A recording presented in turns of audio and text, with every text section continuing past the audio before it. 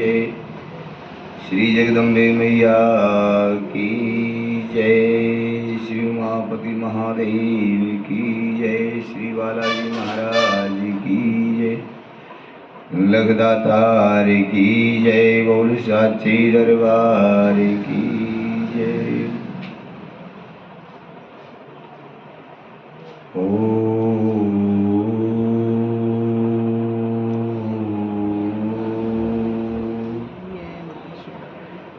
उमामहेशाङ्कविभूषणाख्यं गजाननं मूषकवाहनं त्वां रक्तोज्ज्वलं दिव्यपटं दधानं सदा गणेशं हृदि चिन्तयामि। शुक्लां ब्रह्मविचारसार परमामाद्यां जगद्व्यापिनीं वीणा पुस्तकधारिणीं अभयदां जाड्यान्धकारापहां हस्ते स्फटिकमालिकां विदधतीं पद्मासने संस्थितां वन्दे तां परमेश्वरीं भगवतीं बुद्धिप्रदां शारदाम्।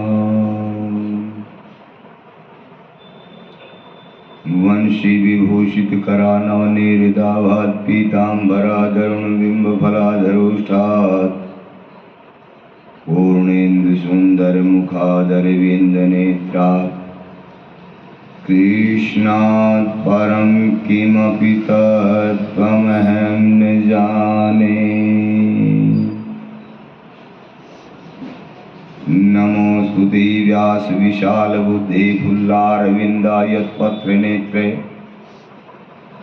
येन त्वया वार्ततैलपूर्णे प्रज्वालितो ज्ञानमय प्रदीप। नारायणं नमस्कृतं नरं चैव नरोत्तमं देवीं सरस्वतीं व्यासं ततो जयमुदीरये।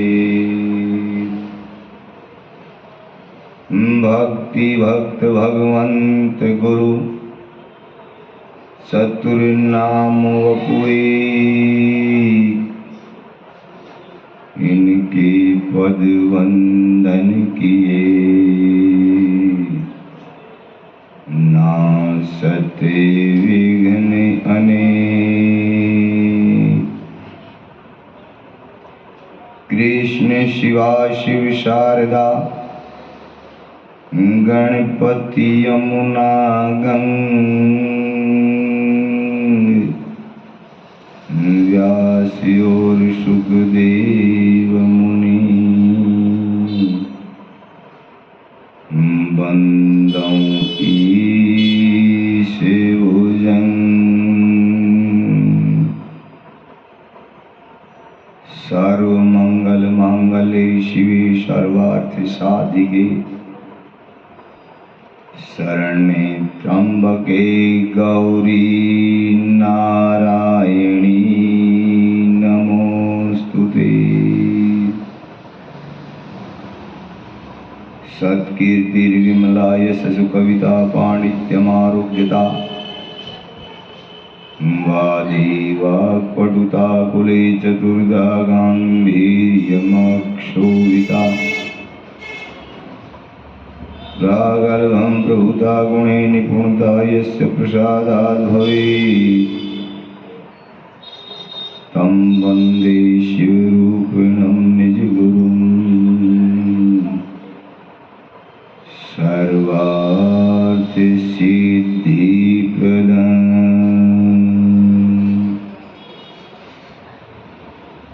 या देवी स्तुते नित्यं विभूते वेदपारगैः सा मे वस्तु जिह्वाग्रे ब्रह्मरूपा सरस्वती। सरस्वती महाभागे विद्ये कमललोचने विद्यारूपे विशालाक्षी विद्यां देहि नमोस्तुते। बुद्धिहीन तनु जानिके सुमिरहु पवन कुमार।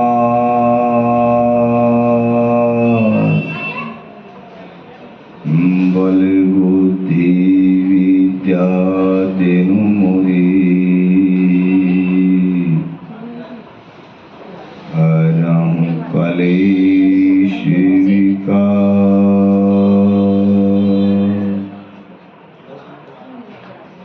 अखंडमंडलाकारं व्याप्तं येन चराचरं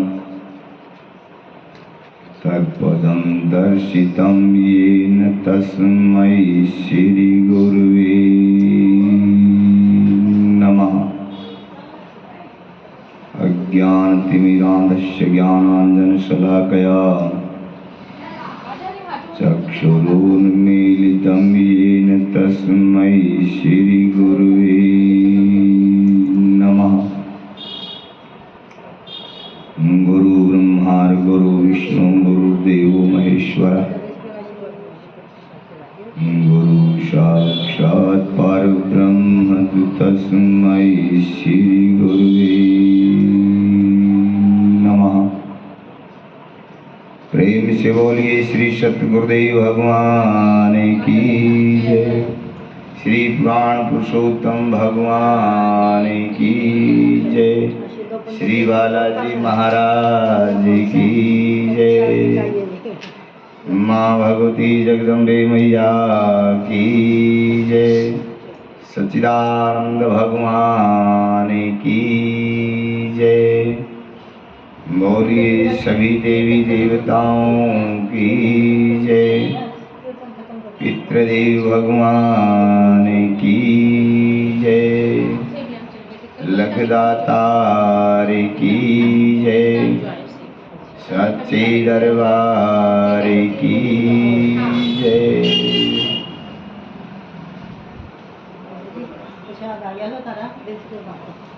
परम मंगल में सर्वेश्वर सर्वाधार सर्वशक्तिमान आदि अनादि अखंड ज्योति स्वरूप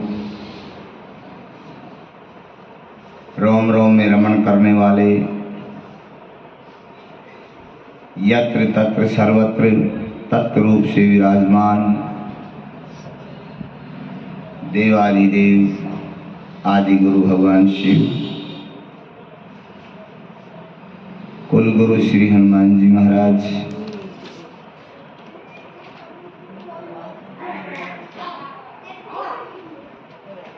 यज्ञ मंडप में विराजमान सभी देवी देवता, यज्ञ के यजमान, संत वृंद, विप्रवृंद, माँ सरस्वती के उपासक, संगीतकार, सहयोगी साथी, मातृशक्ति, दूर दराज से आए हुए कथा रसिक भक्त,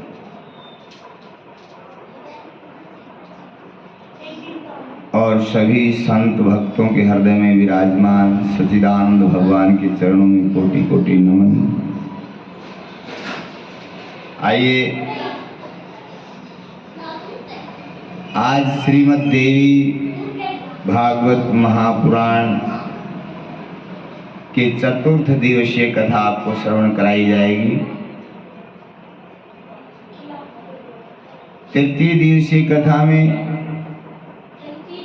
आपने माँ भगवती की अनेकानेक शक्तियों के बारे में, अनेकानेक प्रसंगों को श्रवणपान किया।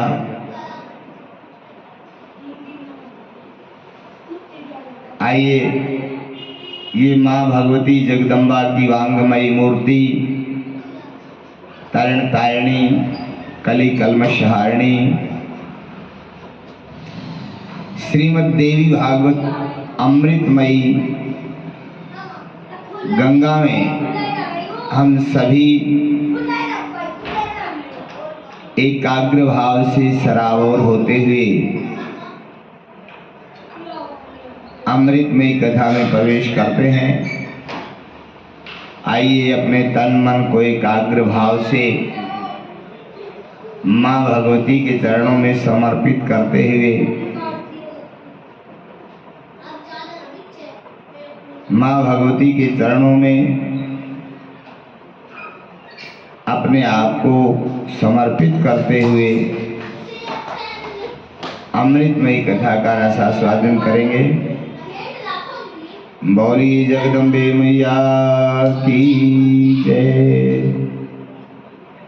जय जय भवानी जगदम्बे, जय जय भवानी जगदम्बे, जय जय भवानी जगदम्बे, जय जय भवानी जगदम्बे, जय जय भवानी जगदम्बे, जय जय भवानी जगदम्बे, जय जय भवानी जगदम्बे, जय जय भवानी जगदम्बे, जय जय भवानी जगदम्बे, जय जय भवानी जगदम्बे, जय जय भवानी जगदम्बे, जय जय भवानी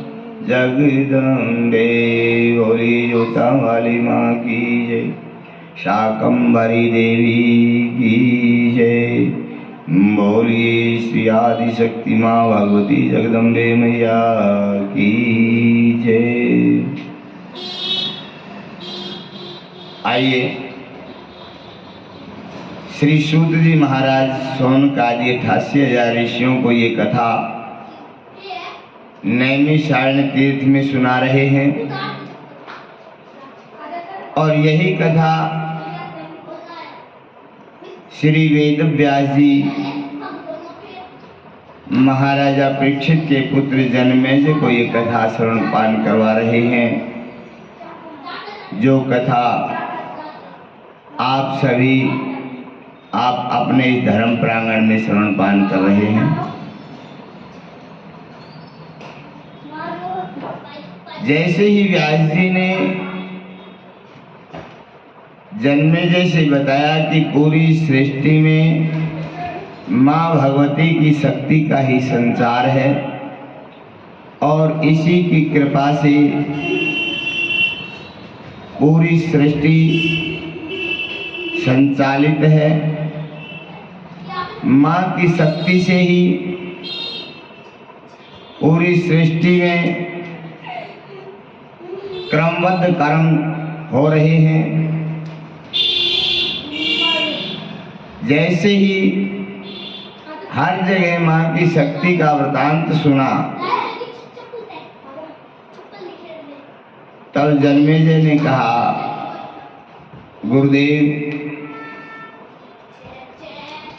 आप माँ भगवती की इतनी चर्चा करते हैं, मैंने सुना है कि एक बार भगवान श्री कृष्ण के पिता वासुदेव और देवकी ने भी माँ भगवती की कथा का श्रवण पान किया और अपने मन संकल्पित कामना को सिद्ध किया। भाई ओ मुन्ने बाहर खेलो न बेटा, बाहर खेलो, चलो चलो शाबाश। ये कोई प्लेग्राउंड है मेरा?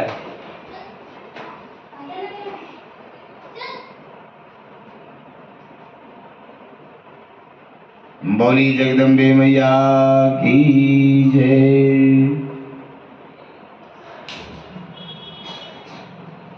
तब श्री वेद व्यास जी ने जन्मेजय को समझाते हुए कहा कि राजन आपने ठीक सुना है,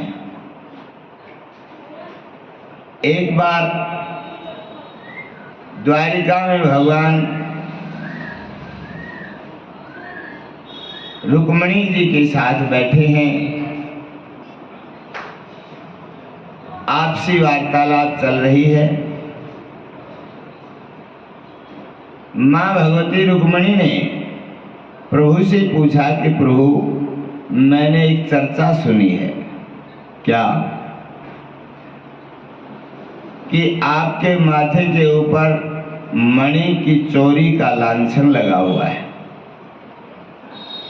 भगवान ने मुस्कुराते हुए कहा कि हाँ देवी, आज ही ये चर्चा मेरे कानों ने भी सुनी। मैं शीघ्र अपने माथे पर लगे कलंक को हटाऊंगा, आप चिंता ना करें। तब जन्मेजय ने कहा, गुरुदेव, इस कैसी मणि की चर्चा कर रहे हैं? ये मणि कैसी है, इसका क्या कार्य है, किसके पास थी और किस प्रकार प्रभु के ऊपर ये कलंक लगा, इसके बारे में भी थोड़ा बता दें। श्री वेदव्यास जी कहने लगे, राजन, द्वारिका में सत्राजित नाम के एक राजा रहते थे। सूर्य के बहुत बड़े भक्त थे। एक बार सूर्य देव भगवान ने प्रसन्न होकर के उपहार के रूप में सत्राजित को मणि देते हुए कहा कि सत्राजित, ये मणि मेरा ही स्वरूप है, आप इसको शुद्धता से, स्वच्छता से रखें।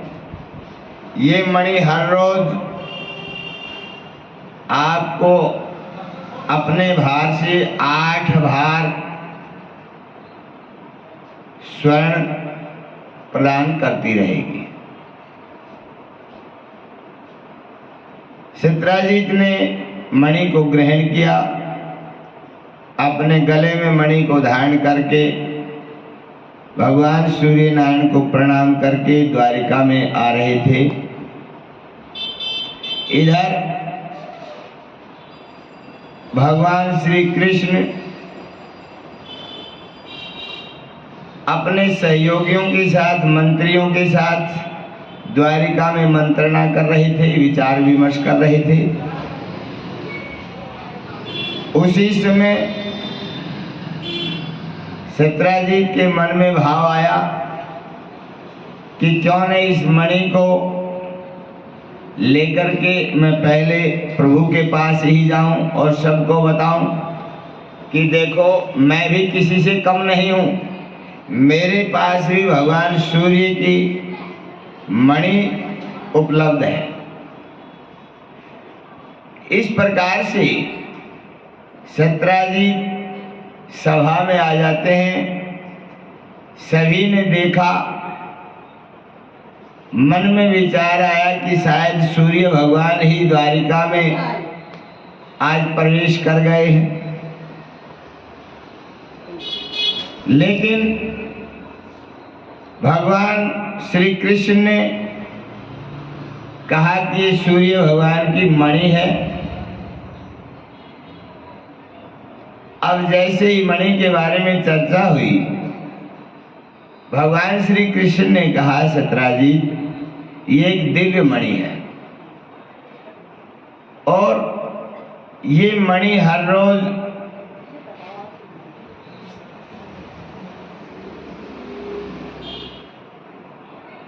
धन पैदा करती रहेगी, स्वर्ण मिलता रहेगा। इसलिए इस मणि को राजकोष में रख दो ताकि राजकोष का धन बढ़ता रहे और हर जीवधारी के लिए, उनकी सेवा के लिए उस धन का उपयोग होता रहे, सबकी सेवा में धन लगता रहे। लेकिन सत्राजित मुस्कुराए, खिलखिला करके हंसने लगे, वारे छलिया, तेरी आदत नहीं गई। पहले चोर चोर करके मक्खन खाया, लोगों का चित्त चुराया, लोगों को बहकाया, फुसलाया, लेकिन आज मैंने इतने वर्षों की तपस्या के बाद ये मणि मिली है तो इसको भी छीनना चाहते हो। इतना कहकर के सत्राजीत उस मणि को लेकर के वहां से अपने भवन की तरफ प्रस्थान कर गए। अपने घर में आए, विद्वान ब्राह्मणों के द्वारा मणि को बहुत सुंदर मंदिर में स्थापित किया गया। आरती पूजा का कर्म चलने लगा। मणि 8 भार स्वर्ण हर रोज देने लगी। सत्राजीत भी उस धन को परोपकार में, सत्कर्म में, पुण्य कर्म में लगाने लगे। जगह जगह जब पुण्य के कार्य चलने लगे, देखते ही देखते कुछ ही दिनों के बाद सत्राजीत का नाम द्वारिका में चारों तरफ फैलने लगा। यह औषधालय कौन बनवा रहा है? सत्राजीत महाराज। ये देवालय कौन? सत्राजीत महाराज। ये भंडारा किसका? सत्राजीत महाराज का। यज्ञ कौन करवा रहा है? सत्राजीत महाराज। ये गौशाला कौन चला रहा है? सत्राजीत महाराज। चारों तरफ बोलबाला हुआ। एक बार सत्राजीत का एक छोटा भाई है जिसका नाम है प्रसेन। प्रसेन ने आकर के अपने भाई से आग्रह किया कि भैया, मेरा मन करता है कि मैं इस मणि को अपने गले में धारण करके थोड़ा विचरण करूं, मेरी इच्छा है। सत्राजीत महाराज अपने छोटे भाई प्रसेन को मना नहीं कर सके। उन्होंने सहर्ष मंदिर से उस मणि को उठाया, सत्राजीत को दे दिया। लेकिन मणि तो शुद्धता और सात्विकता से रहने वाली थी।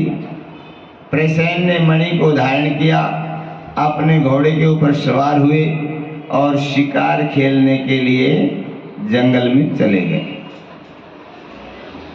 समय निकला, श्री वेद व्यास जी कहने लगे, राजन, न तो प्रसेन वापिस आया और न मणि का कोई पता चला।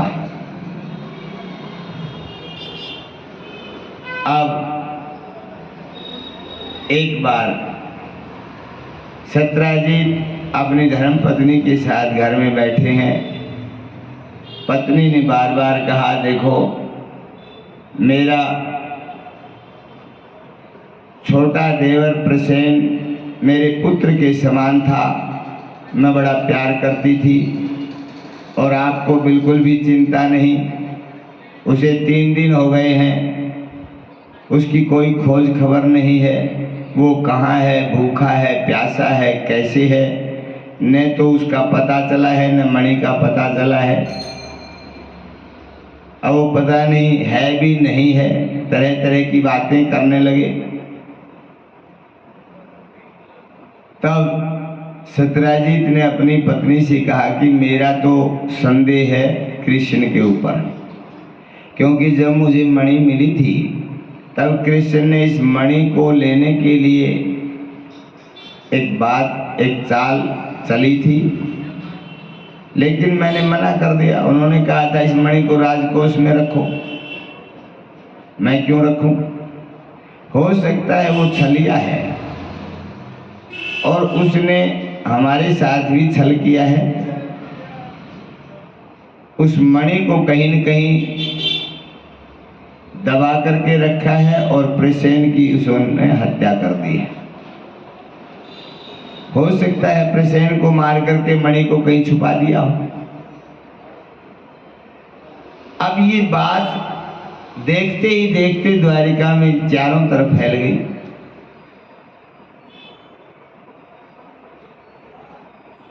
अब प्रातःकालीन भगवान श्री कृष्ण महाराजा उग्रसेन के पास आए, चरणों में प्रणाम किया। महाराज, इस प्रकार से मेरे माथे पर एक कलंक लगा है, मुझे आपकी सहायता की जरूरत है। क्या चाहिए? मुझे कुछ अंगरक्षकों की जरूरत है और कुछ खोजबीन करने वालों की जरूरत है। मुझे कुछ खोजबीन करने वाले खोजी दे दो और कुछ अंगरक्षक दे दो। मैं उस मणि की तलाश करूंगा जो कलंक मेरे माथे पर सत्यराजीत ने लगाया है, मैं उसको मिटाना चाहता हूँ।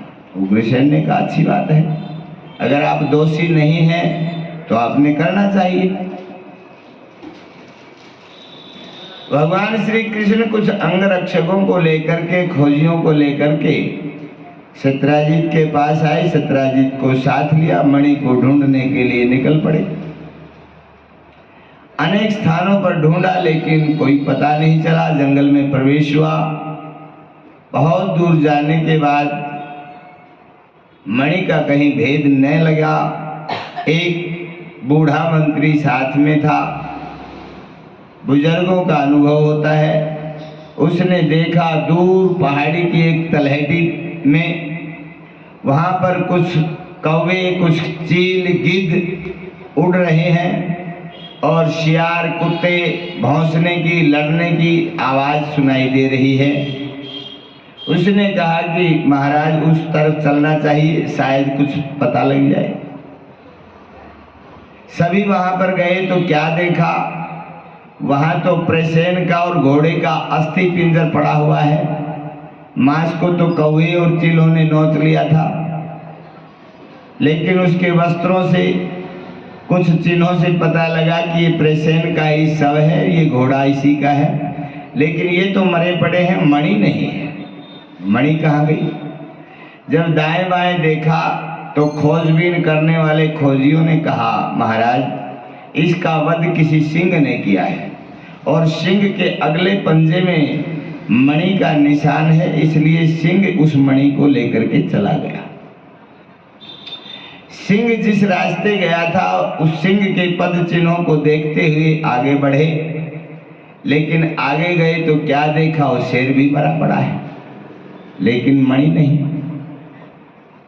अब खोजियों ने देखा कि शेर के पंजों में रीछ के बाल फंसे हुए हैं। उन्होंने कहा महाराज इस शेर का युद्ध किसी न किसी रीछ के साथ हुआ है, लेकिन रीछ बलवान होगा। रीछ ने शेर को मार दिया और रीछ के भी अगले पंजे में मणि का निशान दिखाई दिया कि मणि को रीछ लेकर के चला गया।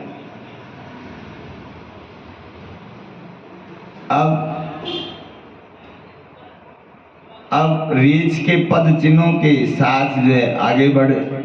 चलते चलते चलते वो रीछ के पद चिन्ह एक बहुत बड़ी गुफा में प्रवेश कर गए। अब गुफा बहुत लंबी है, अंधेरी है। अब गुफा में कौन जाए?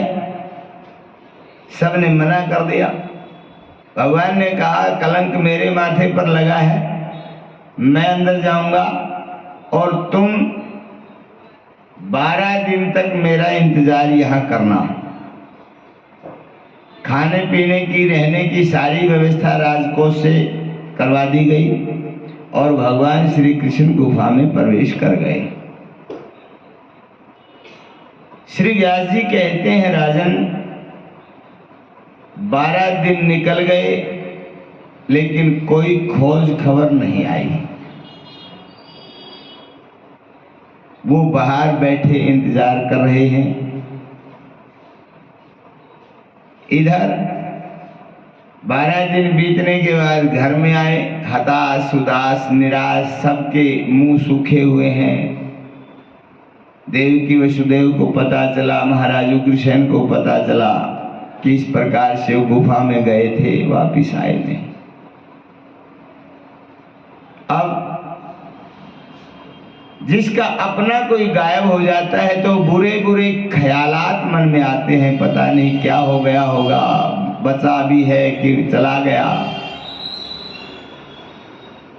अब इस प्रकार से पूरा द्वारिका शोकातुर है, दुख में डूबा हुआ है। उसी समय देवऋषि नारद आ जाते हैं। नारायण हरि।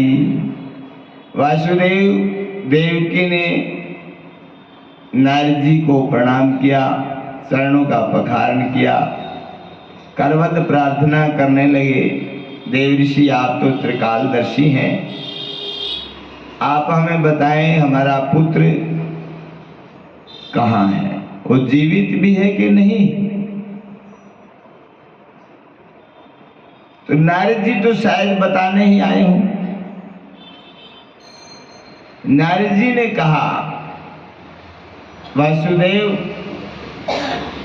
संकट की जो घड़ी होती है उस घड़ी में मां भगवती जगदम्बा ही रक्षक बनती है। उस मां भगवती की शरण में तुम्हें जाना चाहिए, आपकी कामना सिद्ध होगी। क्या तुम भूल गए हो मां भगवती का चमत्कार? नारद जी ने याद दिलाई पुरानी बात कि जब कृष्ण का जन्म भी नहीं हुआ था और तुम कंस की जेल में पड़े हुए थे, बंद थे, उस समय आपके 6 पुत्रों का वध कंस ने कर दिया था। जब गर्गाचार्य जी महाराज आपसे मिलने आए और गर्गाचार्य जी महाराज ने जैसे ही आपसे मुलाकात की, आपने प्रणाम करते हुए कहा, गुरुदेव, क्या हमारे सभी बच्चे इस तरह मरते रहेंगे? क्या हमारे वंश की वृद्धि नहीं होगी? क्या हमारे बच्चे की रक्षा सुरक्षा नहीं होगी? उस समय गर्गाचार्य जी महाराज ने मां भगवती जगदम्बा का अनुष्ठान किया था, देवी भागवत की कथा की थी, श्रीमद् देवी भागवत महापुराण का यज्ञ किया था। और उस समय आपको पता होगा, आपने तो बल्कि मना कर दिया था कि हम तो जेल में पड़े हैं, माँ की पूजा कैसे करेंगे। लेकिन गर्गाचार्य जी ने आपसे वहीं पर संकल्प लिया कि आप यही संकल्प दो, मैं कार्य करूंगा। और आपके कार्य के लिए गर्गाचार्य जी महाराज विंध्याचल पर्वत पर गए, वहां विंध्यवासिनी मां की पूजा की, मां भगवती को मनाया। मां भगवती ने गर्गाचार्य को बताया प्रकट होकर के कि जाओ अपने यजमान से कहो निश्चिंत रहे, मैं अभी देवकी के गर्भ में 7वां गर्भ आया हुआ है, मैं उसका संकर्षण करके उसकी दूसरी पत्नी रोहिणी के गर्भ में स्थापित कर देती हूँ। और जब 8वां बच्चा जो भगवान स्वयं मेरा अंश है, वही भगवान कृष्ण के रूप में आएगा और मैं अपने एक अंश योग माया से यशोदा के घर में, नंद बाबा के घर में जन्म लूंगी। तुम नंद जी को बताना जाकर के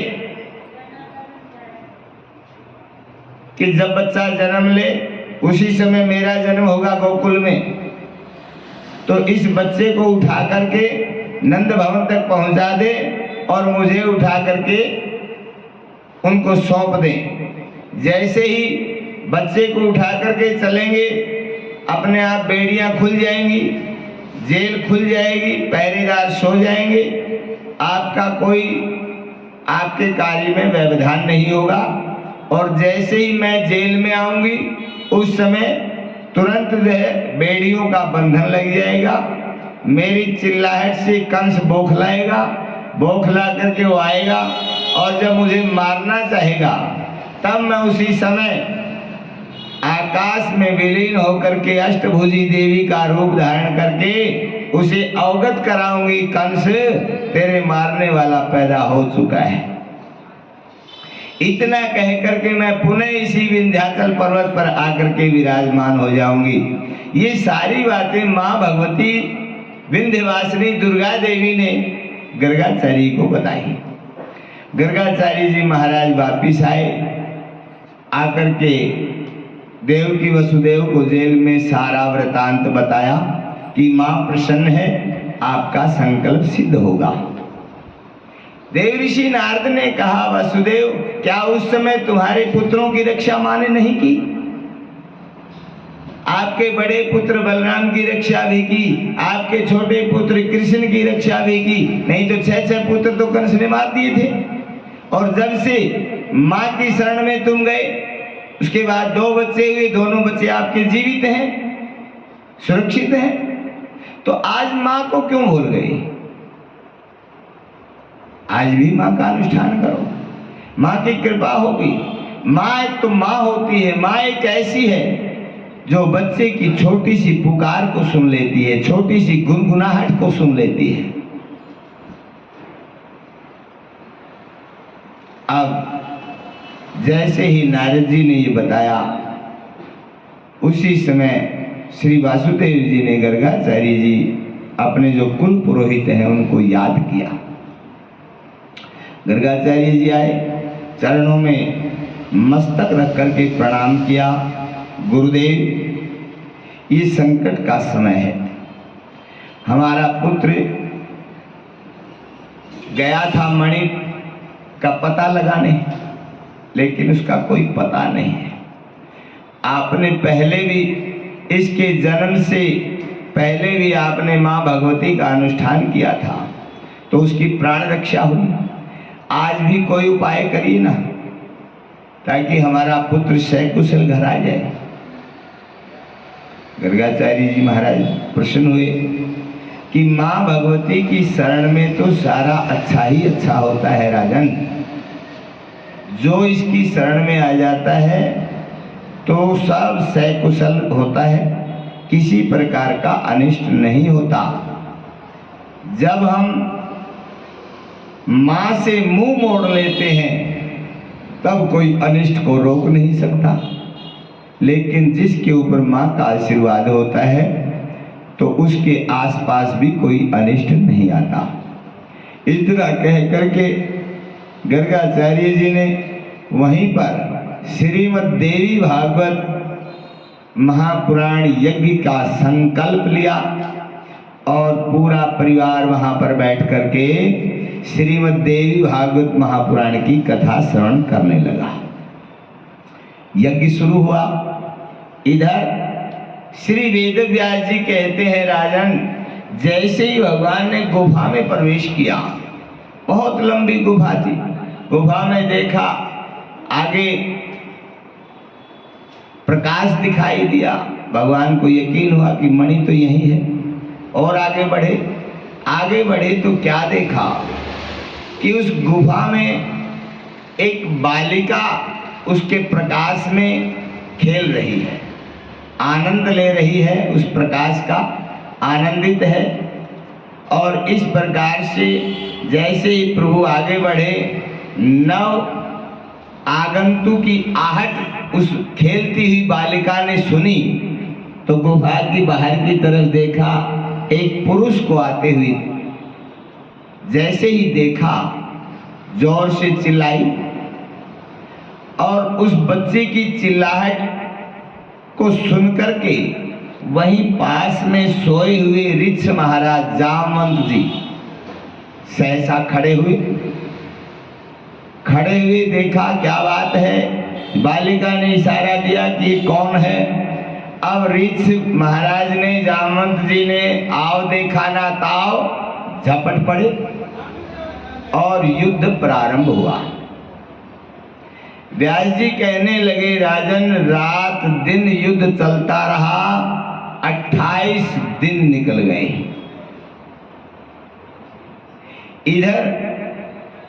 इधर यज्ञ पूर्ण हो रहा है, एक दिन शेष है। देवकी वासुदेव गर्गाचार्य से प्रार्थना करते हैं, गुरुदेव, कल यज्ञ की पूर्णाहुति हो जाएगी। यज्ञ पूर्ण हुआ, लेकिन हमारे पुत्र का कोई समाचार नहीं मिला। गर्गाचार्य जी ने कहा, निराश हताश होने की जरूरत नहीं, पूर्ण समर्पित होकर के माँ के चरणों में बैठो, बस अपना कर्म करो, बाकी जो करना है वो तो माँ ने करना है। आप अपना कर्म करो, अपनी जगह से विचलित मत हो, जो होगा सो अच्छा होगा। इसलिए माँ के चरणों में बैठ करके बस उन्हीं का गुणगान गाओ, उन्हीं का स्मरण करो, सब अच्छा होगा। इधर जामवंत जी ने सोचा, इतने दिनों से युद्ध चल रहा है, मेरे शरीर के अंग प्रत्यंग सारे ढीले हो चुके हैं, शरीर में वेदना होने लगी है। अब ये है कौन? आज तक तो इस ब्रह्मा की सृष्टि में ऐसा कोई जीव पैदा नहीं हुआ था जो मेरे प्रहार को रोक सके, लेकिन ये तो मुस्कुरा रहा है। जैसे ही उसकी मुस्कुराहट को देखकर, प्रभु की मुस्कुराहट को देख करके जामवंत ने पूर्ण होश में और जोश में आकर के पूरी ताकत के साथ प्रभु के वक्षस्थल पर ऐसा प्रहार किया कि प्रभु नीचे गिर गए और पीतांबर फट गया। जैसे ही पीतांबर फटा और प्रभु के वक्षस्थल पर चरण चिन्ह दिखाई दिए, जामवंत जी ने वहीं अपने प्रभु को पहचान लिया और अपना मस्तक चरणों में रख करके रुदन करने लगे। प्रभु, ऐसा कौन सा अपराध हो गया था जो आपने मेरे साथ ये लीला की? 28 दिन से मैं आपको इतना कष्ट पहुंचाता रहा, प्रहार पर प्रहार करता रहा, लेकिन आप मेरे प्रहार को सहन करते रहे। प्रभु, ऐसा कौन सा अपराध मेरे हाथ से हो गया था? ये पाप आपने मेरे से क्यों करवाया? प्रायश्चित करने लगे। जामवंत जी बोलते जा रहे हैं, प्रभु मुस्कुराते देखते हुए हंस रहे हैं। जब जामवंत जी ने कहा, प्रभु बोलते क्यों नहीं, आप बताते क्यों नहीं, मेरा अपराध कौन सा था? ये युद्ध, आपने ये युद्ध लीला क्यों की और मेरे साथ क्यों की? जब प्रभु मुस्कुराए, कहने लगे, जामवंत जी, याद करो उस समय को जब त्रेता युग की बात है, मैं राम अवतार में था और जब लंका में युद्ध के लिए हम गए, तुम रामादल की सेना के पहले सेनापति थे। जैसे ही रावण के साथ युद्ध शुरू हुआ, पहले दिन ही स्वयं लंकापति रावण युद्ध में लड़ने के लिए आया। उस समय हमारी सेना का भार आपके हाथ में था और जैसे ही आपके सामने रावण आया, रावण ने प्रहार किया। आपको तो कोई असर नहीं हुआ, लेकिन आपने एक प्रहार किया, रावण मूर्छित होकर के नीचे गिर गए। रावण का सारथी मूर्छित रावण को वापिस लंका में ले गया और तुमने कहा मेरे से आकर के कि प्रभु, अब मैं क्या करूं, मेरे हाथों में तो खुजलाहट हो रही है, अब मैं इस खुजलाहट को कैसे मिटाऊं? आपने युद्ध के लिए तो भेजा, लेकिन मेरा एक प्रहार भी सहन नहीं कर सका, अब मैं क्या करूं? प्रभु मुझे बताइए। जब मैंने कहा था, जामवंत जी तुम्हें वरदान है कि ब्रह्मा की सृष्टि में कोई भी ऐसा जीव नहीं होगा जो तुम्हारे प्रहार को सहन कर सकेगा, इसलिए मैंने आपसे कहा था, जामवंत जी, एक युग का इंतजार करना पड़ेगा। जब द्वापर में मैं कृष्ण रूप में आऊंगा, उस समय आपकी खुजलाहट मिटाऊंगा, और तो कोई मिटा नहीं सकता। इसलिए मैंने खुद जो है ये लीला करके आपकी खुजलाहट को मिटाना पड़ा। जामवंत जी, अब तो खुजलाहट नहीं होती होगी, अब तो शांत है। अब जामवंत जी कहने लगे, प्रभु आप भी पता नहीं कैसी कैसी लीला करते हो। पूछा आने का कारण, प्रभु ने बताया, ये मणि लेने आया। इस प्रकार से मेरे माथे पर इस मणि को लेकर के कलंक लगा है। जामवंत जी ने कहा, प्रभु मैं ये मणि अपनी कन्या को दे चुका हूं और कन्या का धन पिता वापिस नहीं ले सकता।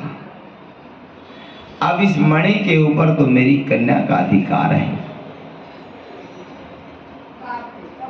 एक उपाय हो सकता है क्या? आप मेरी कन्या को ही स्वीकार कर लो। अब मैं तो बूढ़ा हो गया हूं, आखिर कन्या को कब तक घर में रखूंगा, घर भर तो इसके लिए भी देखना पड़ेगा। इसलिए मेरी कन्या को आप पत्नी रूप में स्वीकार करो प्रभु, और दहेज के रूप में इस मणि को ले जाओ। प्रभु मुस्कुराए, स्वीकार किया और जामवंत जी महाराज की पुत्री जामवंती को पत्नी रूप में स्वीकार करके और मणि साथ में लेकर के प्रभु यहाँ से बाहर निकले।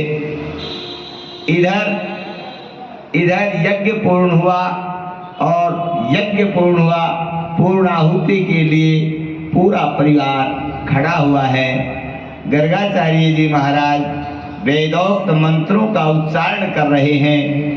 वासुदेव देवकी के मन में एक ही बात है कि यज्ञ की पूर्णाहुति होने जा रही है, लेकिन हमारा पुत्र अभी तक आया नहीं। पूर्णाहुति से पहले ही चरणों में फिर प्रणाम किया, गुरुदेव यज्ञ तो पूर्ण हो रहा है और आप तो कहते हैं मां भगवती में तो वो ताकत है कि खुशियों से झोली भर देती है। मां तो मां होती है। आज हमारी चिंता बनी हुई है, अगर मेरा बेटा इस पूर्णाहुति में शामिल हो जाता तो कितना अच्छा होता। गर्गाचार्य जी ने कहा, मैंने पहले भी कहा है वासुदेव, ये कार्य माँ का है। माँ ने कैसे करना है, कब करना है, किस तरह करना है, आप माँ के ऊपर विश्वास रखो और पूर्णाहुति मन लगा करके यज्ञ की तरफ ध्यान दो और इस तरफ से हटाओ। माँ जैसा करेगी वैसा ठीक होगा। अब गर्गाचार्य जी ने मंत्र बोलने प्रारंभ किए और पूर्णाहुति के लिए सब तैयार हैं। वसुदेव के हाथ में घोड़ा रखा हुआ है पूर्णाहुति का, और इधर से भगवान श्री कृष्ण अपनी पत्नी जामवंती को लेकर के प्रवेश करते हैं। बोली भक्तवत्सल भगवान की, जगदम्बे मैया की। और जैसे ही पत्नी के साथ प्रभु आए, सबने देखा, खुशी का माहौल हुआ, उदासीनता जाती रही, सबका चेहरा फूल की तरह खिल गया, सब आनंदित हुए और माँ की जय जयकार करने लगे। बोली जगदम्बे मैया की। इस प्रकार से श्री व्यास जी कहने लगे, राजन प्रभु के साथ, पूरे परिवार के साथ माँ भगवती जगदम्बा कि देवी भागवत महापुराण का यज्ञ पूर्ण हुआ और प्रभु के साथ सबने विधि के साथ पूर्णाहुति करके मां का आशीर्वाद प्राप्त किया। इस प्रकार श्री व्यास जी जैसे ही मां की इस प्रकार से अनेक कृपा पात्र रचनाओं को बताते हैं, जन्मेजय ने कहा, गुरुदेव इस तरह की कोई और महिमा भी सुनाइए। माँ की महिमा सुनने में मेरा मन रम गया है। इस बात को सुनकर के व्यास जी बड़े प्रसन्न हुए। बेटा, मैं जानता हूं आप माँ के चरणों में आपका प्रेम दिन प्रतिदिन बढ़ता जा रहा है और ऐसा ही होना चाहिए। जब कथा सुनकर के माँ के चरणों में प्रेम हो जाता है और जब माँ से प्रेम हो जाता है तो फिर कोई चिंता की बात नहीं, उसकी सारी चिंता माँ स्वयं संभाल लेती है। चिंता तब तक होती है तब तक माँ के पास बच्चा नहीं जाता। जब बच्चा माँ के पास चला जाता है, माँ की गोद में बैठ जाता है, तब तो सारी चिंताएं माँ को होती हैं। फिर किसी को कोई जरूरत नहीं चिंता करने। अब श्री व्यास जी कहने लगे, राजन एक बार प्रजापति त्वष्टा जिनका पुत्र है विश्वरूप, इधर देवताओं का गुरु है बृहस्पति, एक बार बृहस्पति जी स्वर्ग में आए, देवता बैठे हुए इंद्र के साथ सोमरस का पान चल रहा था, अप्सराएं नृत्य कर रही थी और देवराज इंद्र अप्सराओं के नाच गान में और सोमरस के पान में मदमस्त थे, देवताओं के साथ आनंदित थे। इस प्रकार से जैसे ही गुरुजी ने पदार्पण किया, देवराज इंद्र ने अपना मुंह मोड़ लिया। देवराज इंद्र ने सोचा ये हमारी मस्ती के माहौल में, इस आनंद में, इस नाच गान में ये बूढ़ा पता नहीं कहां से आ गया। अब हमारी मस्ती का, हमारे आनंद का क्या होगा। अब गुरु बृहस्पति जी ने ये देख लिया कि इंद्र ने मुख मोड़ लिया है।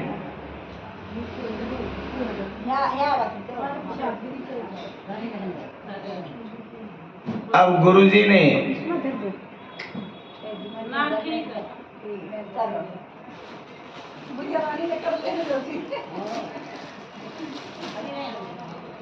बोली जगदम्बे मैया की।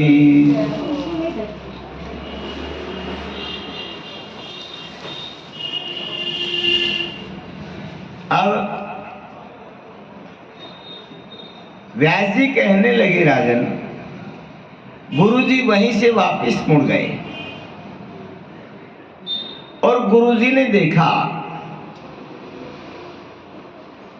कि अब इंद्र का भला भगवान भी नहीं कर सकते। क्यों? क्योंकि जब पुत्र अपने बुजुर्गों से मुंह मोड़ लेते हैं तो व्यास जी कहते हैं उस जीव का, उस घर का, उस परिवार का भगवान भी भला नहीं कर सकते भाई, चाह करके भी रक्षा नहीं कर सकते।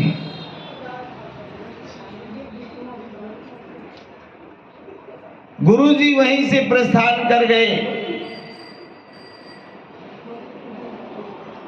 आमोद प्रमोद नाच गाना बंद हुआ। इंद्र को एहसास हुआ कि ऐसा नहीं करना चाहिए था। इंद्र ने गुरुजी को ढूंढना शुरू किया, लेकिन गुरुजी तो नहीं मिले। अब जब तक बुजुर्गों का आशीर्वाद नहीं होता, हम किसी के चरणों में झुकेंगे नहीं तो आशीर्वाद कहां से मिलेगा। इसलिए बुजुर्गों का आशीर्वाद सदैव रहना चाहिए भाई। अपने आसपास कोई न कोई ऐसा बुजुर्ग हो, हम कम से कम उसके चरणों में जाकर के मस्तक नवाएं। अब ब्राह्मणों का, बुजुर्गों का आशीर्वाद देवराज इंद्र के पास नहीं रहा। इधर दैत्य गुरु शुक्राचार्य को ये पता चला। दैत्य गुरु शुक्राचार्य ने कहा, देवताओं के ऊपर अब आशीर्वाद नहीं है, तो आशीर्वाद नहीं तो रक्षा सुरक्षा कौन करेगा, उनके ऊपर आक्रमण करो। राजा बलि ने आक्रमण किया, देवताओं को मार मार करके भगा दिया गया और स्वयं स्वर्ग का सिंहासन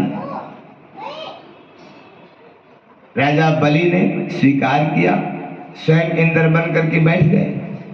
देवता जगह जगह भटकते, छुपते छुपाते ब्रह्मा जी के पास गए, रोने लगे। अब क्या होगा? ब्रह्मा जी ने भी कहा, तुमने बुजुर्गों का अपमान किया है देवराज, और जो बुजुर्गों का अपमान करता है संसार में उसकी रक्षा सुरक्षा कोई नहीं कर सकता। अब क्या हो? बुजुर्गों का आशीर्वाद, गुरुजी तो मिले नहीं, गुरुजी नहीं मिले तो और किसी को गुरु बनाओ। कोई तो ऐसा चुनो जहां पर आप आराम से प्रणाम कर सको, उसका आशीर्वाद ले सको। कौन है? त्वष्टा का पुत्र विश्वरूप गुरु बृहस्पति की तरह विद्वान है, तपस्वी है, साधक है, ज्ञानी है। आप उनको गुरु बनाओ। देवताएं चरणों में प्रणाम किया। विश्वरूप को गुरु बनाने की बात कही, विश्वरूप ने मना कर दिया। विश्वरूप ने कहा तुम तो स्वार्थी हो, अपने मतलब की बात जानते हो, तुम्हारे पास कोई मर्यादा नहीं है देवराज। जब तुमने अपने कुल गुरु बृहस्पति का ही अपमान कर दिया, उनको अनदेखा कर दिया, तो कल मेरे साथ भी करोगे। तुम्हारे पास क्या प्रमाण है कि मैं गुरु बन जाऊं और आप मेरा सम्मान करोगे? लेकिन गुरु की जरूरत है।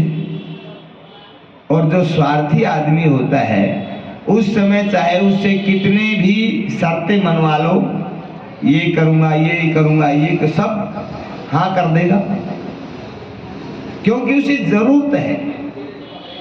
और इतनी चौपड़ी चिकनी बातें करेगा कि बस हम तो समर्पित हो गए, अब आप ही हैं हमारे और कोई नहीं। विश्वरूप के चरणों में गिर गए, रोने लगे कि अब हमें अपना शिष्य बनाइए, हमें सुरक्षित करिए। हम वचन देते हैं आपके साथ कोई भी ऐसा व्यवहार नहीं करेंगे जिससे हमें कलंकित होना पड़े। विश्वरूप ने स्वीकार किया, चलो कोई बात नहीं। विश्वरूप के 3 मुख हैं। देवताओं का गुरु बना, यज्ञ कर्म चलता रहा। एक बार देवराज इंद्र को एहसास हुआ कि विश्वरूप जो है ये राक्षसों का भांजा है भाई, और इधर से राक्षसों को पता चला कि हमारा भांजा देवताओं का गुरु है, इसलिए इनकी ताकत बढ़ने लगी। अब विश्वरूप ने अपने तपोबल से देवताओं को नारायण कवच देकर के सुरक्षित कर दिया और सुरक्षित करके कहा कि जाओ अब राक्षसों से युद्ध करो और अपना स्वर्ग का राज्य भोगो।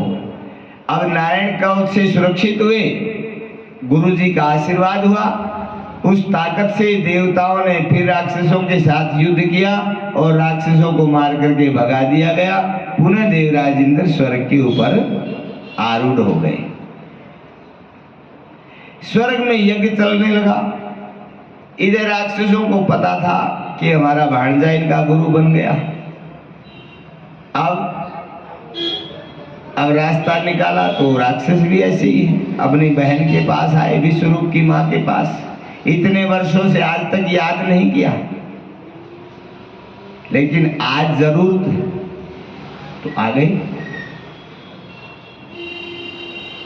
आए तो बहन होती है, बहन के तो कोई मन में गिला शिकवा होता नहीं, चाहे भाई कैसे भी हों, लेकिन बहन तो 1 मिनट में सब गलतियों को भूल जाती है।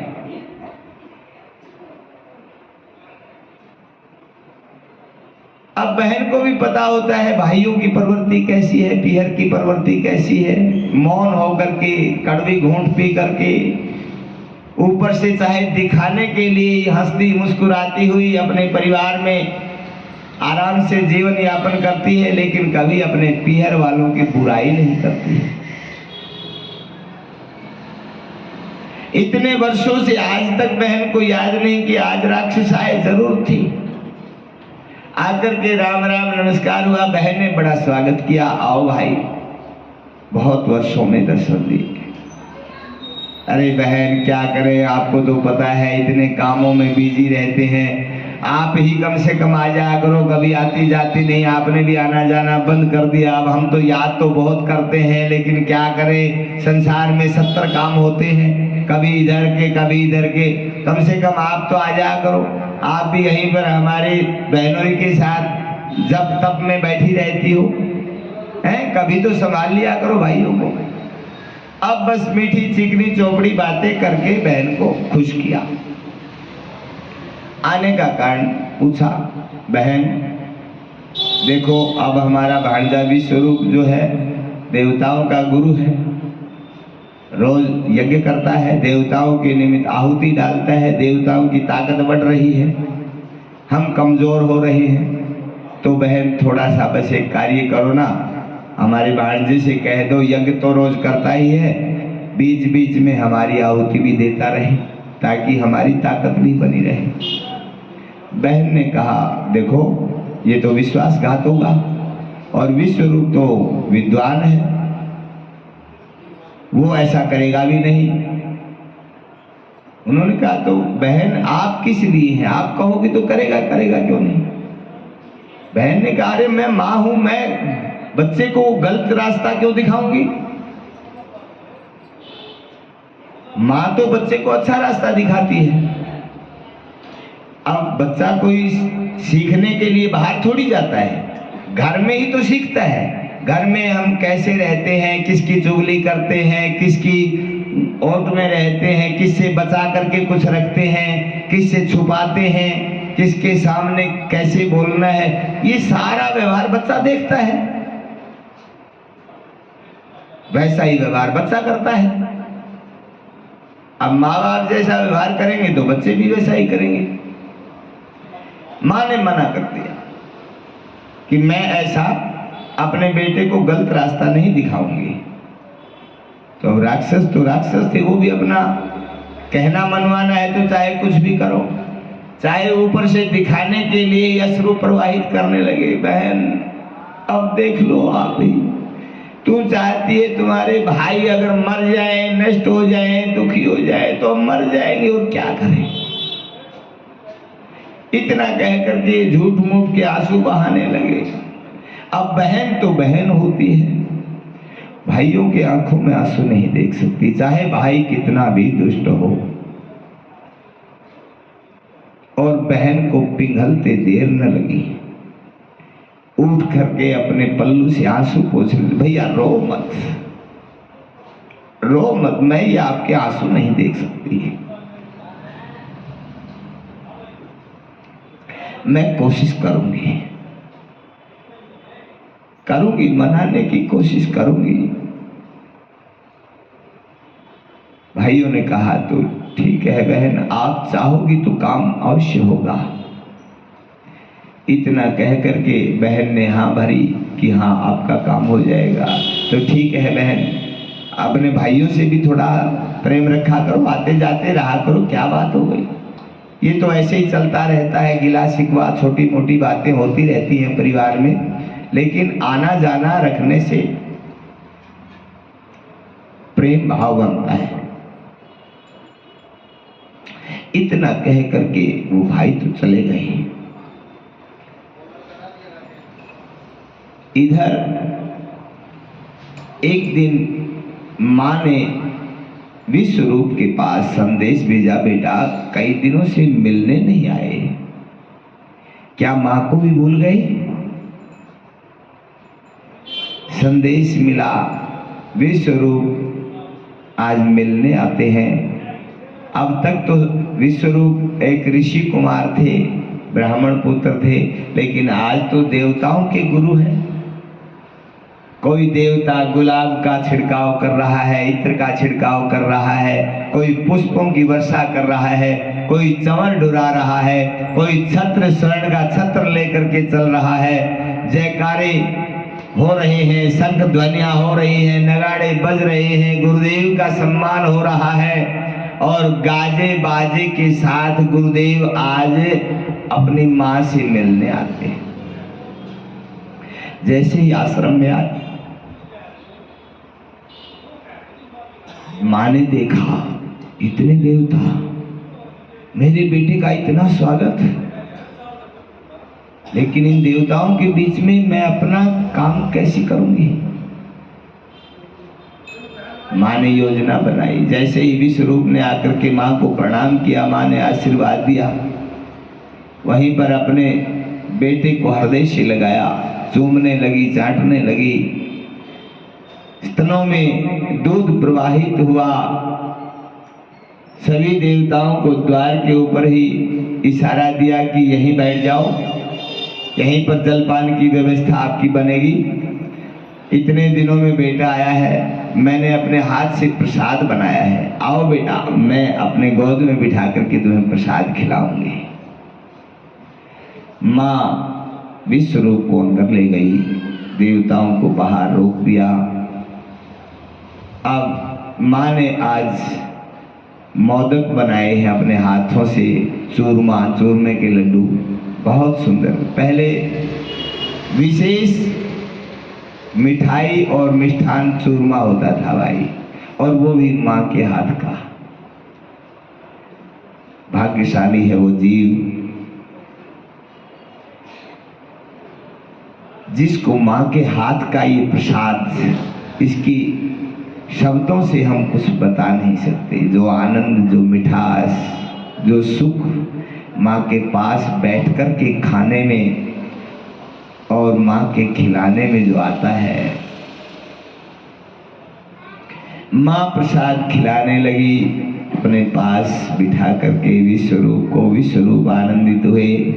प्रसाद खिलाते खिलाते माताओं को तो पता है कौन सी बात कब कहनी है। अब माँ को पता है जब तक मैं प्रसाद खिलाऊंगी तब तक तो मेरा बेटा मेरे पास ही रहेगा, उठ करके जाने वाला नहीं। खिला रही है और कहने लगी, बेटा तुम्हारे मामा आए थे, उन्होंने कहा है कि उनके निमित्त भी कुछ आहुतियाँ डाल दिया करो। विश्वरूप ने कहा, माँ ये आप कह रही हैं ये बात? आज तक तो आपने कभी ऐसा नहीं कहा। आपने तो कहा कि बेटा चाहे प्राण निकल जाए लेकिन सत्य को मत छोड़ना। अपराध से बचना, बुराई से बचना, झूठ से बचना, छल कपट से बचना। लेकिन आज आप कहती हैं ये बात। माँ ये तो विश्वासघात होगा, और विश्वासघात इस संसार में बहुत बड़ा पाप होता है। विश्वरूप ने कहा, माँ शास्त्रों में कहा गया है कि विश्वासघात नहीं, इससे अच्छा तो विष दे करके मार दे उसको, वो अच्छा है। लेकिन विश्वासघात किसी के साथ नहीं करना चाहिए। माँ मैं ये विश्वासघात नहीं करूंगा। अब माँ तो माँ होती है। माँ ने जैसे ही प्रसाद का कौर मुख में डालते हुए और कहा, तो बेटा कोई बात नहीं, मैंने तो आज तक आपसे कुछ मांगा नहीं, कुछ इच्छा भी नहीं हुई। मैंने आपका लालन पालन किया, पढ़ाया लिखाया, आपको इतना बड़ा किया। आज आप देवताओं के गुरु बन गए हो ना, आज आपको माँ की, पिता की क्या जरूरत है? आज तो आपके पास सारे आनंद हैं। अब माता पिता की बात मान करके क्या करोगे? हमें उम्मीद भी क्या हो सकती है आपसे? आज पहली बार मैंने कुछ कहा, तुमने मना कर दिया। इतना कह करके माँ रोने लगी। अब बेटा पास में हो, माँ की आंखों में आंसू। धिक्कार है ऐसे पुत्र के जीवन को, जिस पुत्र के होते हुए माता पिता की आंखों में आंसू। ऐसे जीवन से मर जाना बहुत अच्छा है। विश्वरूप ने आंसुओं को देखा, अपने पीतांबर से आंसू पोंछते हुए कहा, माँ बस बस माँ, आप कहती है ना, और ऐसा करने में आप खुश रहेंगी, आपकी प्रसन्नता होगी ना माँ, आप खुश तो है ना? अगर मेरा ऐसे करने में आप प्रसन्न हैं, आप खुश हैं, आपको आनंद की प्राप्ति होती है, तो माँ मुझे चाहे कितने ही जन्मों तक नरक में जाना पड़े, नरकगामी बनना पड़े, चाहे कितने भी कष्ट झेलने पड़े, माँ मैं करूंगा। विश्वरूप ने विश्वास दिया। अब विश्वरूप यहाँ से माँ को प्रणाम करके वापिस स्वर्ग में आ गए हैं। व्यास जी कहने लगे, राजन, यज्ञ तो नित्य प्रति होता है, जैसे जैसे आहुतियां देते हैं, देवताओं की आहुति बोल करके देते हैं, लेकिन राक्षसों की आहुति थोड़ा मौन होकर के देते हैं। देवराज इंद्र को संदेह होने लगा, सभी देवताओं को तर्क किया। क्यों? क्योंकि देवताओं की ताकत क्षीण होने लगी, राक्षसों की ताकत बढ़ने लगी। देवराज इंद्र ने सभी देवताओं को सावधान किया कि गुरुजी हमारे से धोखा कर रहे हैं। सभी ने अनुमोदन भी किया कि देवराज बात तो ऐसी है, हम भी देख रहे हैं कई दिनों से कि गुरुजी हमारे साथ धोखा कर रहे हैं। अब आज देवराज इंद्र ने अपने शस्त्र को संभाल करके रखा है और जैसे यज्ञ शुरू हुआ और बीच में विश्वरूप ने जैसे ही राक्षसों के निमित्त आहुति दी, निमचैन स्वाहा, और जैसे इंद्र ने सुना, म्यान से तलवार निकाली और विश्वरूप का गला काट दिया। लेकिन विश्वरूप तो ब्राह्मण पुत्र है। व्यास जी कहते हैं, राजन, 3 सिर थे विश्वरूप के। इस ब्राह्मण पुत्र के तीनों शीशों से 3 देवियां प्रकट हुई। यहाँ पर ये मां की शक्ति है। वो देवियां अलग अलग स्थानों पर जाकर के विराजमान हुई और ब्राह्मण पुत्र होने के कारण विश्वरूप के शरीर से ब्रह्म हत्या आई और इंद्र को पकड़ लिया। इंद्र को मारने के लिए जैसे ही दौड़ी ब्रह्मा जी आए, ब्रह्मा जी ने ब्रह्म हत्या के 4 भाग किए कि देवी, देवराज इंद्र को अगर मार दोगी तो सृष्टि का क्रम भंग हो जाएगा, इसलिए इसे छोड़ दो। ब्रह्म हत्या ने कहा, तो मैं कहाँ रहूं, मुझे भी स्थान चाहिए। ब्रह्मा जी ने देखा ब्रह्म हत्या कोई सृष्टि में कोई नहीं रोक सकता, न कोई अपना सकता है, इसलिए 4 हिस्से बनाए। ब्रह्मा जी ने देखा इस संसार में परोपकारी कौन है, जो परोपकारी होगा वही ब्रह्म हत्या को सहन कर सकता है। सबसे पहले ब्रह्मा जी ने वृक्षों को बुलवाया, वृक्षावली को। ये संसार में देते हैं, लेते कुछ नहीं।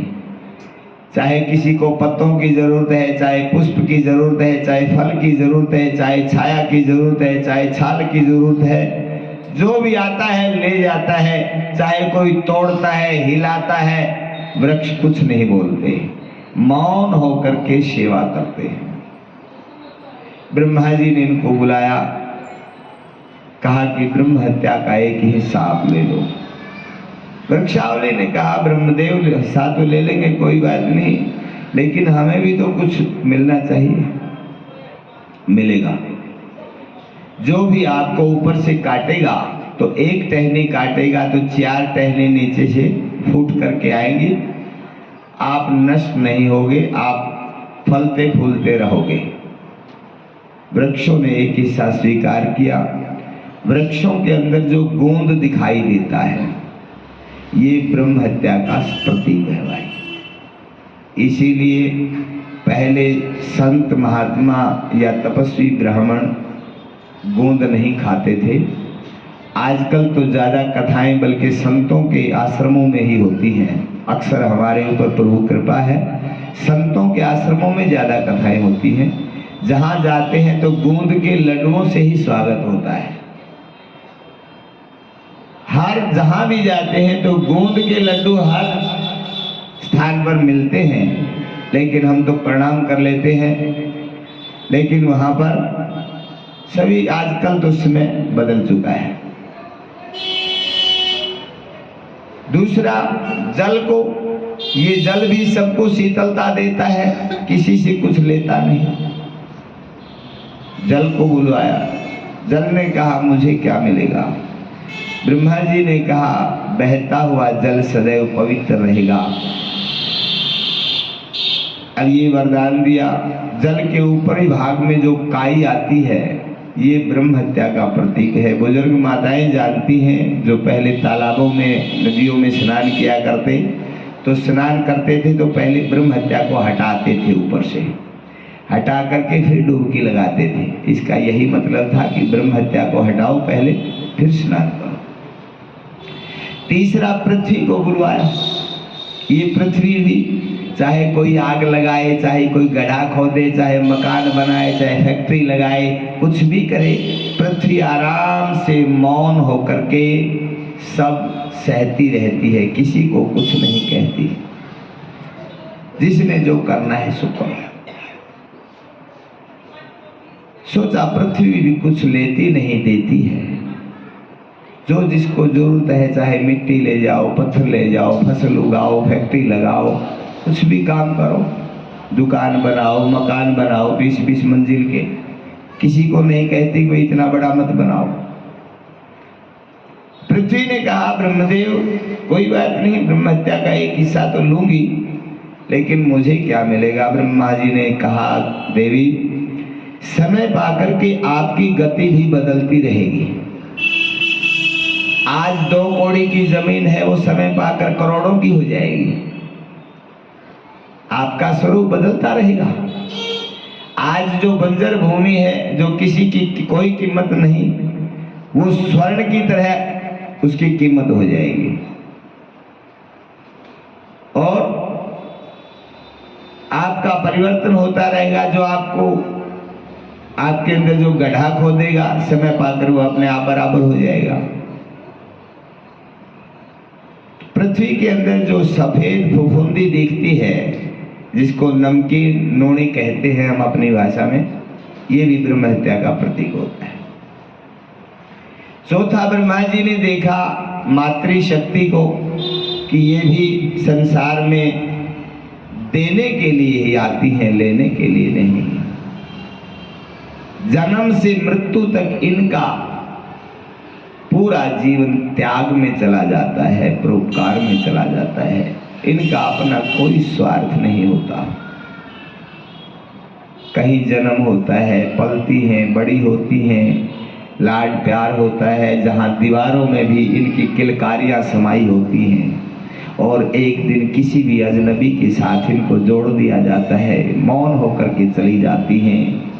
वहाँ चाहे नसीब से सुख मिलो, दुख मिलो, कैसा भी घर बार मिलो, ऊफ तक नहीं करती और कष्ट सहती रहती हैं। अपने पति का वंश चलाने के लिए पता नहीं कितने दरवाजों की चौखटों के ऊपर जाकर के माथा टेकती हैं, कितने संत महंत पीर फकीर के पास जाती हैं, देवी देवताओं पर जाकर के नाक रगड़ती हैं, और मृत्यु तुल्य कष्ट भोग करके भी, मृत्यु का स्पर्श करके भी अपने पति के वंश को आगे बढ़ाती हैं। लेकिन किसी से कोई याचना नहीं करती कि मुझे क्या मिलेगा। आजीवन देती रहती है। अपने शरीर के रक्त का दूध बना करके बच्चों के पालन करती है। ब्रह्मा जी ने इनको बुलाया, आप भी संसार में परोपकार के लिए आई हो, एक हिस्सा ले लो।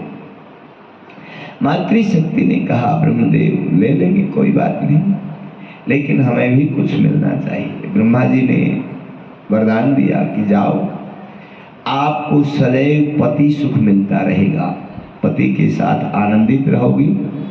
जब रजस्वला मासिक धर्म में आप 6 रात्रि के बाद पूजा करने का अधिकार आपको मिलेगा।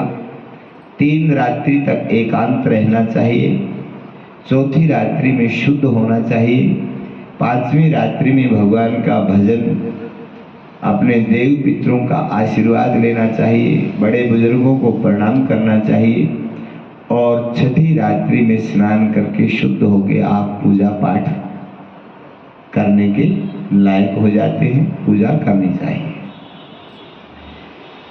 इस प्रकार से ब्रह्म हत्या को 4 भागों में बांट दिया गया। श्री वेद व्यास जी कहते हैं, राजन इस प्रकार से त्वष्टा ऋषि को पता चला देवराज इंद्र ने मेरे पुत्र का वध कर दिया है। त्वष्टा को क्रोध आया। क्रोध आया तो उसी समय यज्ञशाला में गए, दक्षिणाभिमुख होकर के एक ऐसी आहुति डाली कि इंद्र को मारने वाला पुत्र पैदा हो। और जैसे ही मंत्र से अभिमंत्रित किया हूं, फट स्वाहा, यज्ञ कुंड से एक वृत्रासुर नाम का विशाल काय वीर पुरुष प्रकट हुआ। पिताजी आदेश, जाओ, तुम्हारे भाई की हत्यारा इंद्र तुम्हारे भाई का वध करने वाला है, उससे अपने भाई की मृत्यु का बदला लो। अब वृत्रासुर गया। जैसे ही वृत्रासुर का स्वरूप देखा, आसमान में उड़ने वाले पक्षियों की चहचहाहट, पशुओं के भागने की, दौड़ने की, हिंकारने की, ये जब भागा दौड़ देखी, चारों तरफ धूल उड़ने लगी, दिग्गपाल कांपने लगे। उसी समय देवताओं ने वायु वेग से जाकर के समाचार दिया, वृत्रासुर काल का स्वरूप बन करके आ रहा है, यज्ञ से प्रकट हुआ है, ब्राह्मण पुत्र है देवराज, अब सोच लो। देवराज ने सोचा भागने में भलाई है, कम से कम पिटाई से तो बचेंगे, नहीं तो पिटाई भी होगी और भागना भी पड़ेगा। तो देवराज सभी देवताओं के साथ अपना सब कुछ छोड़ करके वहीं भाग गए। वृत्रासुर आए, सिंहासन पर बैठे, ऐरावत हाथी को कब्जे में लिया, पूरे स्वर्ग के राजकोष को अपने कब्जे में लिया। अब देखा भागने वाले भाग गए हैं, जो पीठ दिखाकर भाग गए उसके पास पीछे क्या भागना। अब वो सभी स्वर्ग का राजकोष ऐरावत हाथी के ऊपर चढ़ करके अपने पिता के पास आ गए, त्वष्टा ऋषि के पास आकर के प्रणाम किया। पिताजी ने पूछा, वृत्रासुर ने कहा, पिताजी वो भाग गए। अब जो भाग गया तो उसको मारने में, पीछे भागने में क्या लाभ है, वो मर गया। त्वष्टा ने कहा, नहीं, यो देवराज इंद्र जो है बड़ा छली है, बड़ा कपटी है, इसके झांसे में मत आना। यो जब चाहे पता नहीं किसको कहां से कब जो है पकड़ ले। बाकी देवता तो ठीक हैं, लेकिन देवराज इंद्र जैसा छली, इस जैसा कपटी कोई नहीं है। क्यों? क्योंकि देवराज इंद्र हमारे शरीर में सूक्ष्म रूप से निवास करता है भाई, और इसको हर जीव की कमी का पता है। इसको ये पता है कि इस जीव में क्या कमी है, ये खाने का लालची है या पहनने का लालची है या कामी है या नामी है, या इसकी कमजोरी कहाँ है, ये कमजोरी को पकड़ता है। और जब कमजोरी मिल जाती है, साम दाम दंड भेद, वहीं से इंद्र जो है अपना काम कर देता है। इसीलिए जो भी तपस्या करने वाला, चाहे कोई ऋषि महात्मा हो, चाहे कोई और, इंद्र उसके पास पहुंचता है। उसको उसकी कमजोरी का पता होता है और वो चाहता है इसकी कमजोरी के साथ इसको भ्रष्ट कर दिया जाए। त्वष्टा ऋषि ने समझाया, बेटा ये इंद्र बड़ा दुष्ट है, ये कुछ भी कर सकता है, ये छली है, ये कपटी है, और इसकी बातों में मत आना कभी भी, ये बहुत बड़ा विश्वासघात कर सकता है। लेकिन इतना समझाने के बाद भी वृत्रासुर ने हाथों भरी, हाँ पिताजी कोई बात नहीं, ठीक है, लेकिन अहम भाव में आकर के इंद्र मेरा क्या बिगाड़ सकता है। वापिस स्वर्ग में आ गए। इधर देवता छुपते छुपाते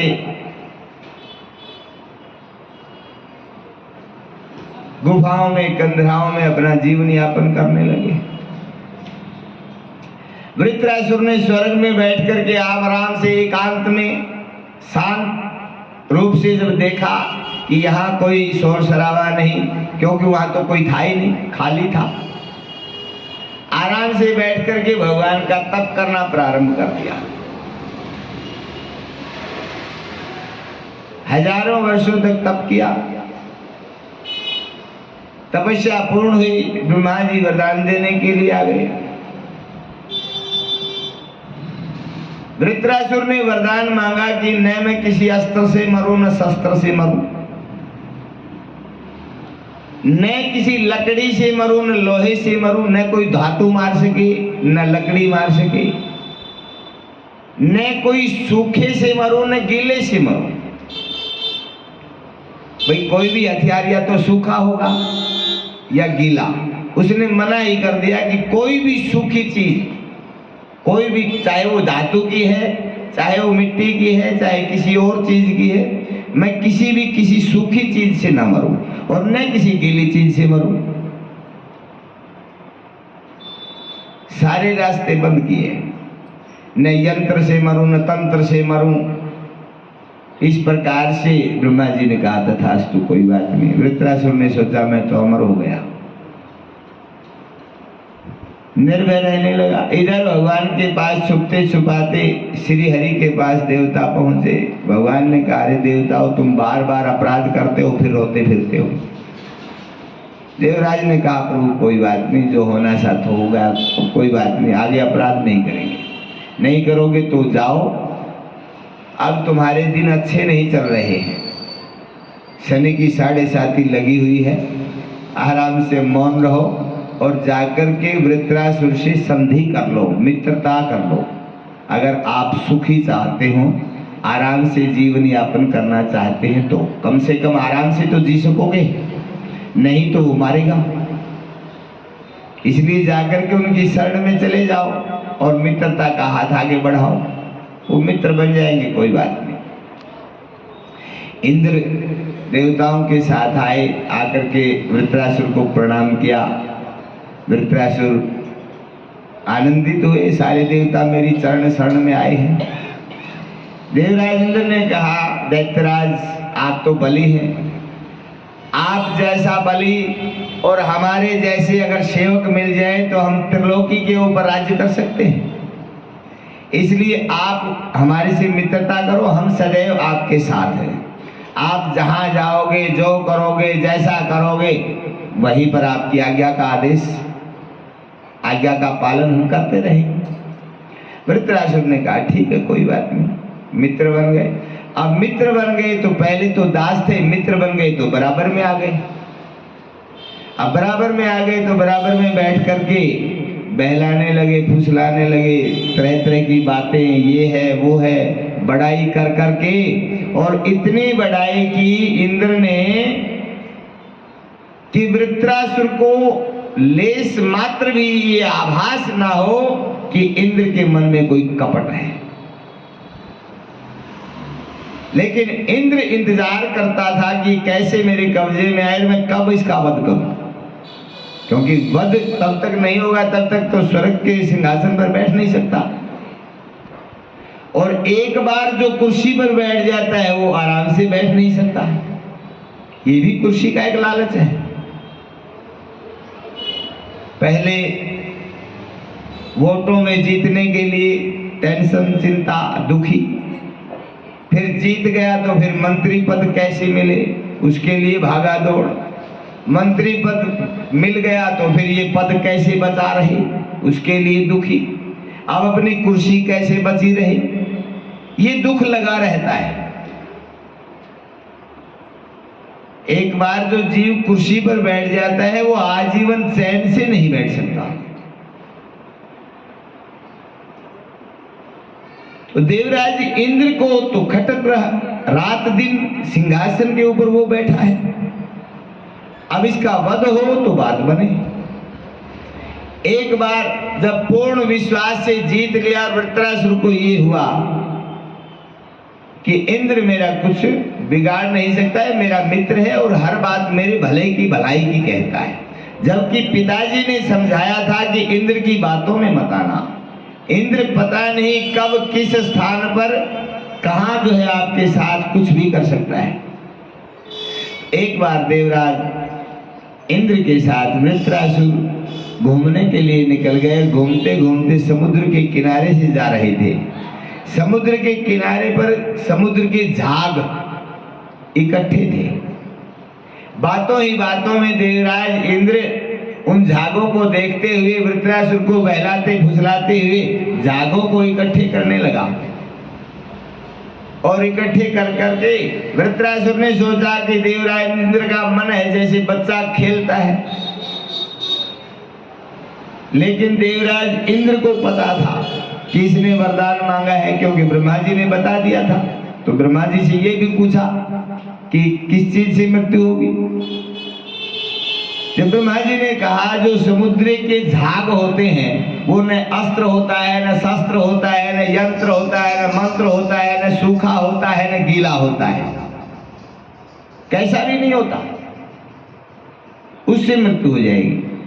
अब बताओ, झाग आपने पता होगा, अगर जन्म लेते ही बच्चे को भी अगर उसके ऊपर भी फेंक दें तो उसको भी कोई असर नहीं होगा।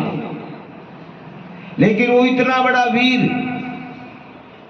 देवराज इंद्र ने कमजोरी का पता लगा लिया तो वहां लेकर के गया और उस झाग का ढेर बना करके दोनों हाथों से झाग अपने हाथ में भर करके वृत्रासुर के ऊपर फेंकने शुरू कर दिए और उस झाग से ही वृत्रासुर की मृत्यु हो गई। लेकिन वृत्रासुर भी तो ब्राह्मण पुत्र था।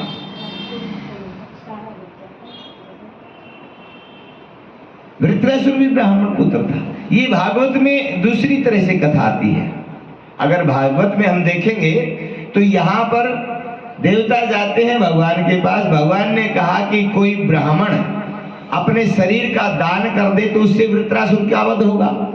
तो दधीची के पास जाते हैं, दधीची की हड्डियां लेते हैं और दधीची की हड्डियों से विश्वकर्मा 100 गांठ का वज्र बनाते हैं और वो वज्र लेकर के आते हैं। यहाँ पर वज्र की वृत्रासुर पूजा करता है कि ब्राह्मण की हड्डियां है, मैं नमस्कार करता हूँ। बहुत लंबा विस्तार की कथा है। और उस समय परमात्मा से प्रार्थना करता है। बहुत सुंदर स्तुति है कि परमात्मा, मैं जानता हूँ ये ब्राह्मण की हड्डियां है, इनके सामने मैं अपना हथियार नहीं उठाऊंगा, मेरी मृत्यु मैं स्वीकार करता हूँ, लेकिन अगला जन्म मेरा मिले तो मैं एक वरदान चाहता हूँ। भगवान ने कहा, क्या वैकुंठ चाहते हो? नहीं।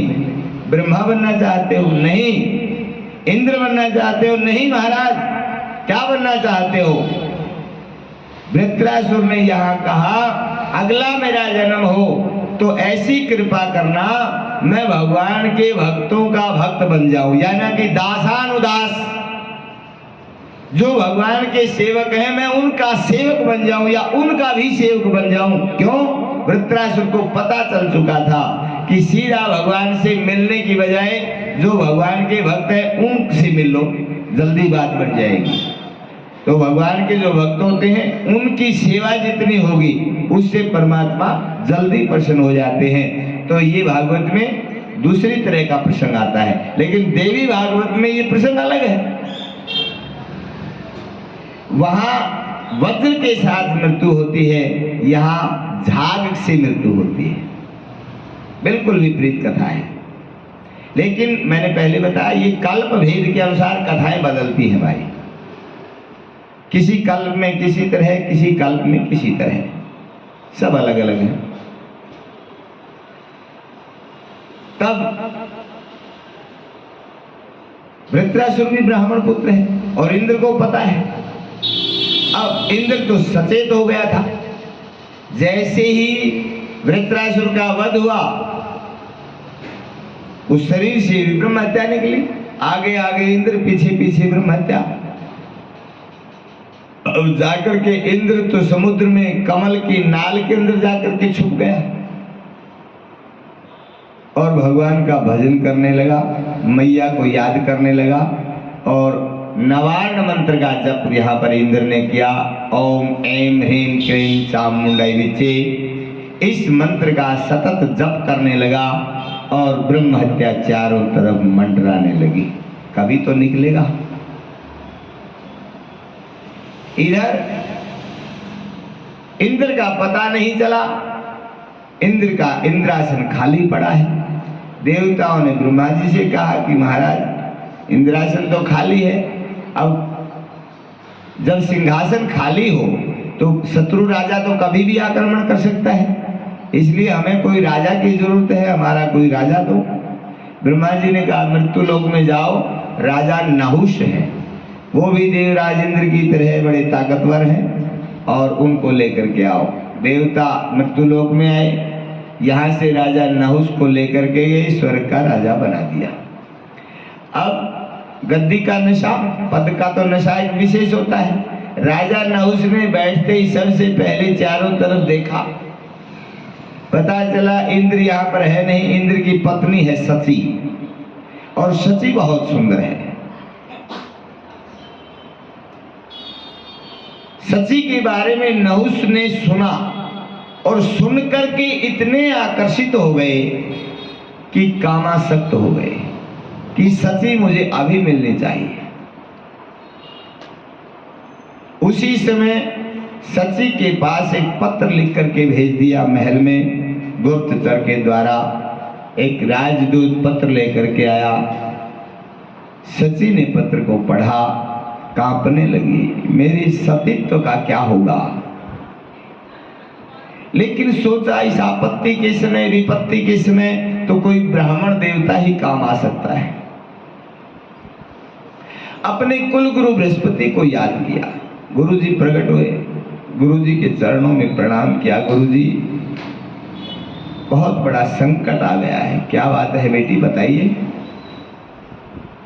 सची ने सारा वृतांत गुरुजी को बताया। गुरुजी ने उपाय बता दिया, कोई बात नहीं बेटी, घबराने की बात नहीं, ये उपाय करो, लिख करके भेज दो दूसरा पत्र और कह दो 4 विद्वान ब्राह्मणों के द्वारा उठाई गई पालकी में बैठकर मेरे महल तक आओगे तो तुम्हारी हर कामना सिद्ध की जाएगी। अब जैसे ही राजा नहुष ने पत्र पढ़ा, उसी समय, क्योंकि आज तो इंद्र बने बैठे हैं, विद्वान ब्राह्मणों को कश्यप, अत्रि, दुर्वासा और अगस्त्य जी को बुलाया, पालकी में जोड़ दिया, स्वयं पालकी के अंदर बैठ गए, चलो सची के महल में। अब नहुष इतना कामी हो गया, इतना कामी हो गया कि एक एक पल वर्ष के समान निकलने लगी। कुछ ही दूरी पर सची का महल था, लेकिन वो कुछ ही दूरी पर महल मानो लाखों कोस दूरी उसकी नजर आने लगी, और बैठे हुए पालकी में ब्राह्मणों का अपमान करना शुरू कर दिया। अरे दुष्टो चलो, सर को चला नहीं जाता। इतना कह करके नहुष ने, कामासक्त नहुष ने अगस्त ऋषि के सिर के ऊपर पद का आघात किया, और उसी समय अगस्त जी ने श्राप दे दिया, अरे दुष्ट, बार बार सरक सरक सरक की बात करता है, जाओ सरप बन करके मृत्यु लोक में गिर जाओ। उसी समय राजा नहुष पालकी से सरप बने और मृत्यु लोक में, स्वर्ग से मृत्यु लोक में आकर के गिरे। श्री वेदव्यास जी कहने लगे, राजन, इस प्रकार से सची का सतीत्व बच गया और सभी प्रसन्न हुए। इधर नवार्ण मंत्र का जप करते हुए देवराज इंद्र ने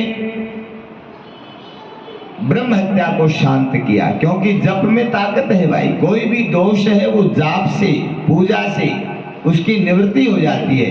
ये पूजा पाठ इसीलिए किए जाते हैं और इसीलिए बताया जाता है कि इस काम के लिए इतना जाप आप करवाइए, इस काम के लिए ये काम करवाइए, तो फिर उस दोष की निवृत्ति हो जाती है। 10,000 वर्षों तक सतत जाप देवराज इंद्र ने किया नवार्ण मंत्र का। उसके प्रभाव से ब्रह्म हत्या शांत हुई और इंद्र मुक्त हुए। इंद्र पुनः आकर के स्वर्ग का राज करने लगे और आनंदित हुए। व्यास जी कहने लगे, राजन, इस प्रकार से माँ की ये ताकत है कि माँ पता नहीं किसको कब क्या दे दे और क्या से क्या बना दे भाई। इसको बनाते देर नहीं लगती, इसको देते देर नहीं लगती। ये रंग से राजा और राजा से रंग माँ बना सकती है। इसलिए जो जीव माँ की शरण में आ जाता है वो परिवार सदैव आनंदित रहता है, वो फलता और फूलता रहता है। इस प्रकार से व्यास जी राजा जन्मेजय को ये कथा श्रवणपान करा रहे हैं। बोली जगदम्बे मैया की। आइए माँ को एक बार मना लेते हैं। आप एक भजन सुनाओ मैया का। आज आपकी बारी भी है, एक भजन तो सुनाया करो बीच में, क्योंकि मैया तो हम सब की है। हम कथा सुनाते हैं तो आप भजन सुनाओ।